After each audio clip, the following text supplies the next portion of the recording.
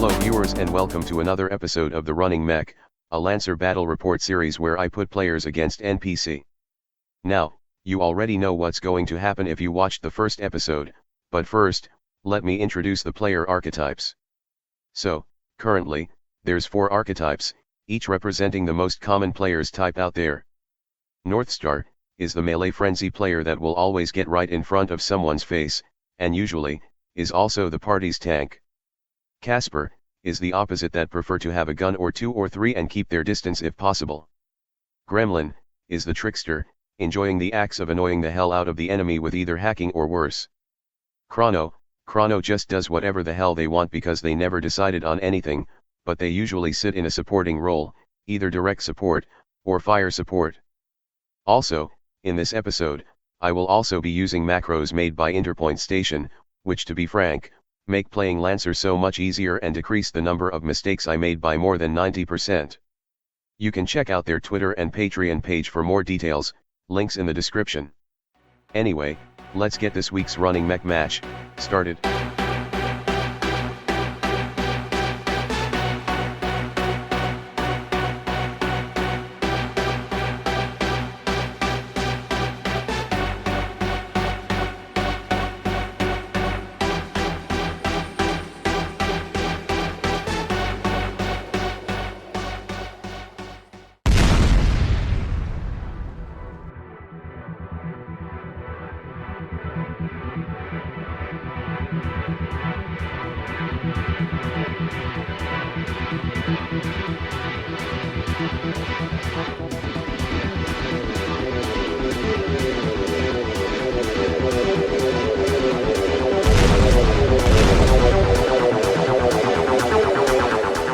And here we go with the scenario.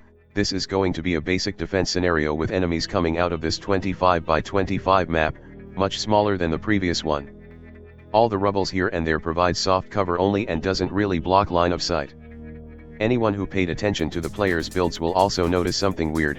That's because I'm going to just try out pure license build for now, which involved me shoving as much stuff from the same license in the build as possible, because if I want to experiment with builds I might as well go with the very basic. Oh right, this is also first part of this mission, so there's going to be continuation in the next episode. Anyway, let's begin round 1, which will first be taken by Chrono, who immediately fired the displacer with crackshot to boost accuracy. Bastion, unable to raise its shield up in time, was yeeted out of reality, while the breacher behind it was scorched. The missile afterward was just an insult. Chrono then charged up a stasis bolt, ready to block any incoming attack. The fresh breacher from the other side moved in, charged and rammed right through the pile of rubbles, but Casper just dodged out of the way with its high agility.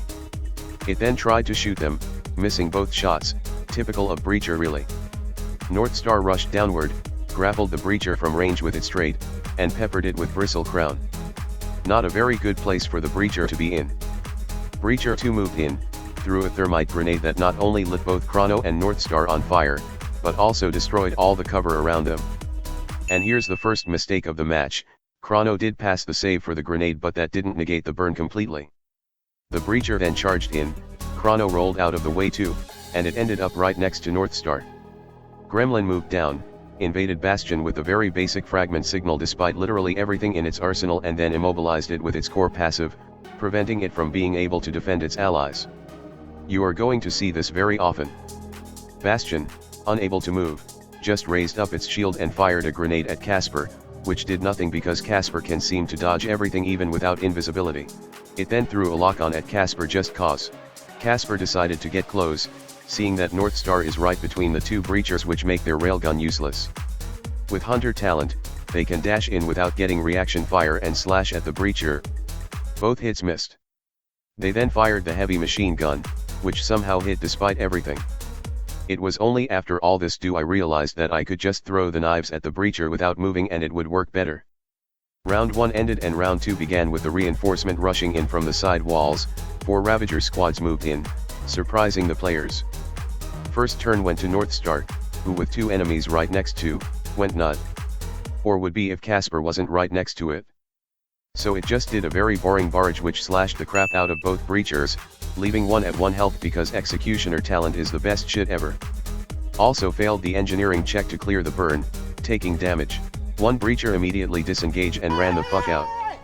Chrono took a breather and just stabilized to cool down and reload its weapons.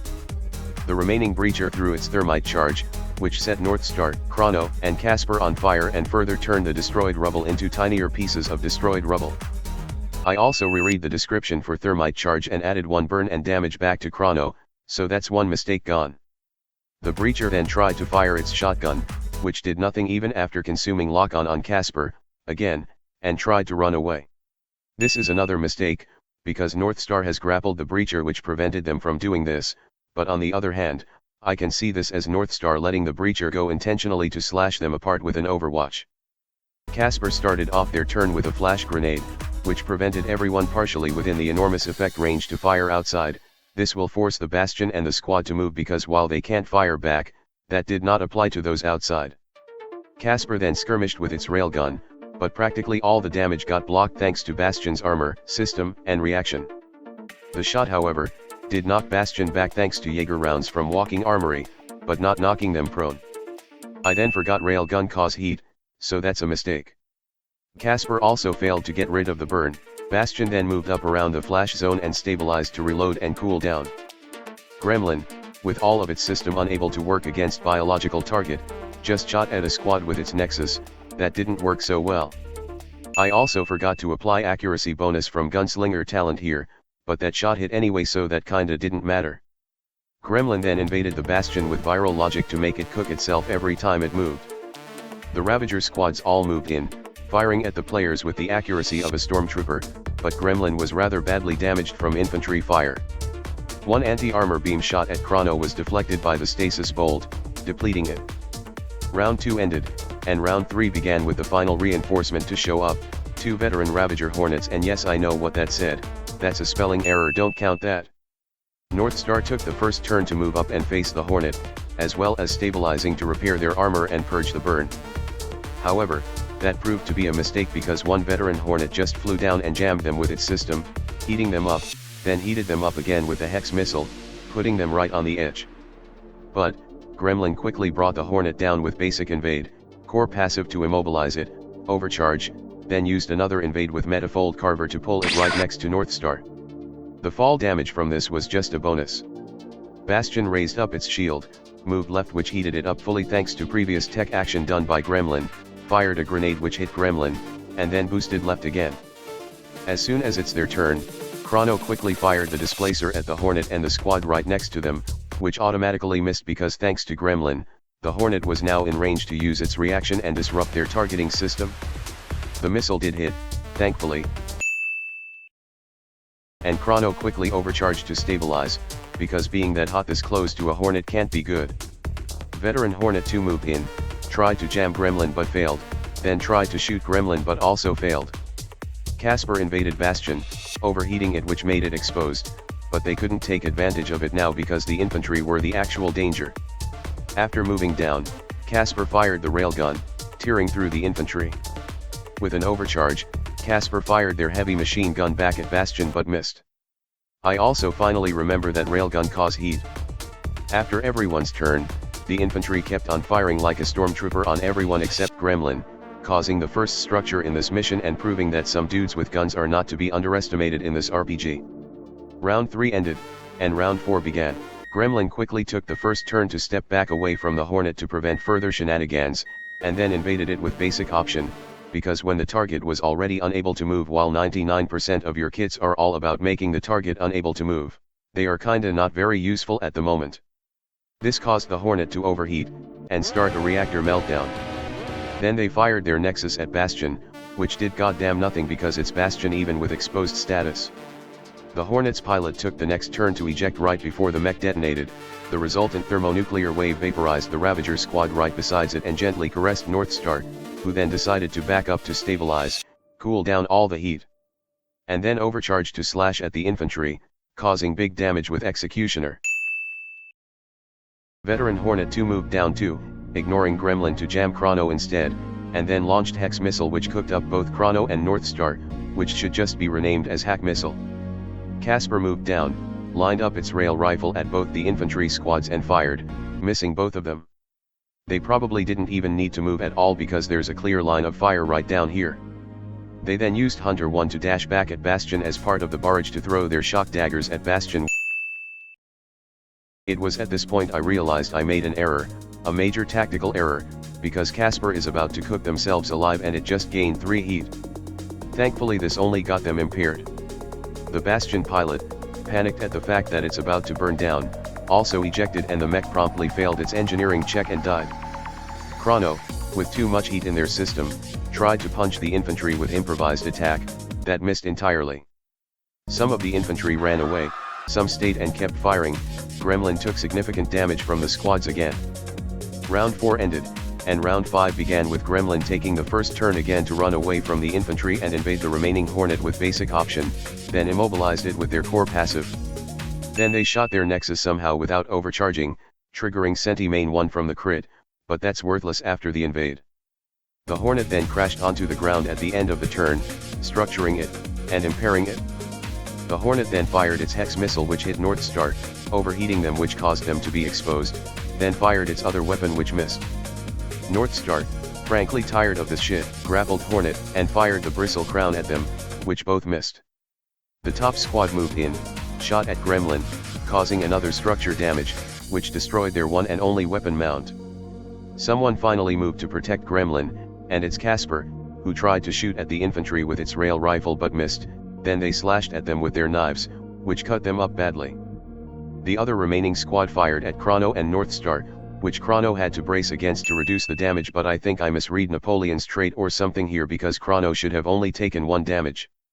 Chrono, tired of this shit too, just fucking fired the displacer at the squad, which crit, and warped them from reality. The missile is just an insult at this point. This also caused them to overheat, and this caused them to get impaired. Round 5 ended, and round 6 began.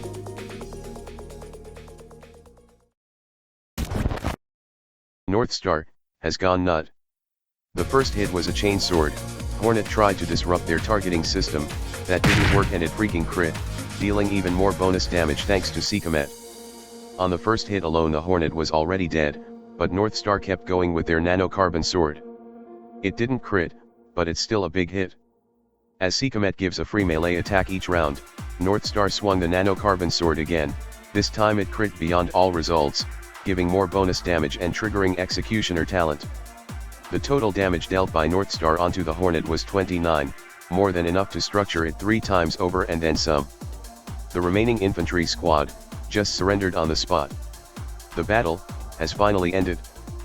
So, let's analyze every participant in this battle. First, on the player side, I'm torn between North Star and Gremlin on who actually carried the fight. North Star dealt an amazing amount of damage on multiple enemies as well as tanked attack from multiple enemies too, while Gremlin outright shut down any plan the NPC tried to do by just immobilizing and cooking them up, especially the Hornets that relied on their mobility a lot. Also, I completely forgot about the custom paint job they have, which would have been somewhat useful, but honestly maybe I should stop putting it in if I kept forgetting it. Casper and Chrono on the other hand, they did still fight and took some hits rather well, but they didn't really take part on their roles either because I'm still trying to figure them out. Chrono didn't really defend their allies because they are too focused on trying to shoot everything with that massive cannon, but they did one-shot an extremely tough enemy. While Casper should have used their invisibility and gears to tank and negate damage but didn't, and Gremlin ended up taking a ton of damage. I also made some tactical mistakes with them which caused them to overheat, not by enemy's action, but me. On the NPC side, the Hornet and the squad caused the most damage and disruption to the party. The constant jamming, damage block, and heat from the Hornet basically forced some of the players to constantly stabilize just to not get cooked alive, and reduce their action economy, while the squad, with sheer number and toughness, managed to wear down the players with continuous fire and even managed to structure Gremlin twice almost on their own. Meanwhile, the Breacher did damn near fuck all. They really need some accuracy boost from allies to hit anything at all, and one of them managed to disappear from the battle completely after nearly kicking the bucket. I guess hide action does work against Game Master after all. The Bastion, however, actually did good even after one of them died immediately. Bastion can't do a lot of damage, but as long as the player kept focusing on them while the actual damage dealers were around, it already did its job, and this one did its job quite well. Anyway, here's the damage sustained by the players.